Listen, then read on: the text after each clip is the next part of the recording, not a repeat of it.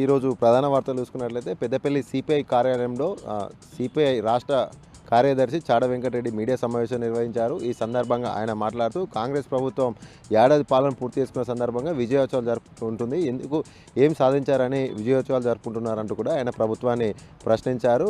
మధ్యాహ్న భోజన కార్మికులకు బిల్లులు ఇవ్వనందుకు విజయోత్సవాలు జరుపుకుంటుందా, లేక మాజీ సర్పంచ్లకు బిల్లులు ఇవ్వనందుకు విజయోత్సవాలు జరుపుకుంటుందా తెలిపాలంటూ కూడా ఆయన ప్రభుత్వాన్ని ప్రశ్నించారు. అంతేకాకుండా ఇందిరమ్మ ఇండ్లు నియోజకవర్గానికి 3500 ఇండ్లు కేటాయిస్తామంటూ కూడా ప్రకటన చేశారు. కానీ కాంగ్రెస్ కార్యకర్తలు కాకుండా నిజమైన నిరుపేదలకు ఇండ్లు ఇచ్చే విధంగా ఆ విధంగా తగిన చర్యలు తీసుకోవాలని దానిపైన పూర్తి స్థాయిలో స్పష్టత హామీ ఇవ్వాలంటూ కూడా ఆయన డిమాండ్ చేశారు. రాష్ట్రం స్వతంత్రం వచ్చినప్పటి నుండి కూడా నిరుపేదలు పేదలుగానే ఉన్నారు తప్ప ఎలాంటి అభివృద్ధి జరగలేదు. ఇప్పుడు ఉన్నటువంటి కాంగ్రెస్ ప్రభుత్వం అంతకు మించి కూడా వ్యవహరిస్తుంది. కాబట్టి వెంటనే ఇచ్చినటువంటి హామీలను అమలు చేయాలి, పెండింగ్లో ఉన్నటువంటి అన్ని వర్గాల సమస్యలను పరిష్కరించాలంటూ కూడా ఆయన ప్రభుత్వాన్ని డిమాండ్ చేశారు.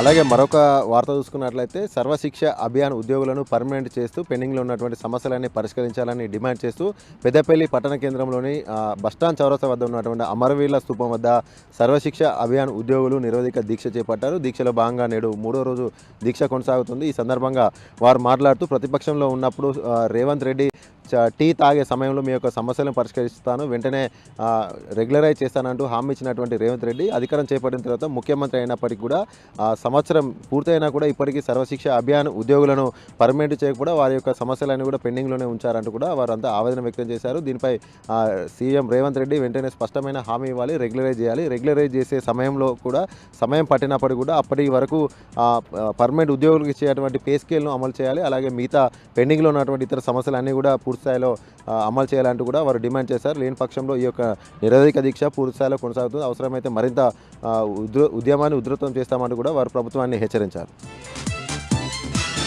అలాగే మరొక వార్త చూసుకున్నట్లయితే పెద్దపల్లి పట్టణం శాంతినగర్లో అక్రమంగా తరలిస్తున్నటువంటి 40 క్వింటాల పీడిఎస్ రైస్ను సివిల్ సప్లై అధికారులు పట్టుకొని స్థానిక పోలీసులకు అప్పగించడం జరిగింది. అయితే ఇళ్ల నుండి సేకరించినటువంటి పీడిఎస్ రైస్ను అక్రమంగా ఇతర రాష్ట్రాలకు తరలించిన ఒక ముఠాగా ఏర్పడుతుంది. ఇది మరొక ముఠాగా ఏర్పడినట్టు కూడా వారంతా కూడా చెప్తున్నారు.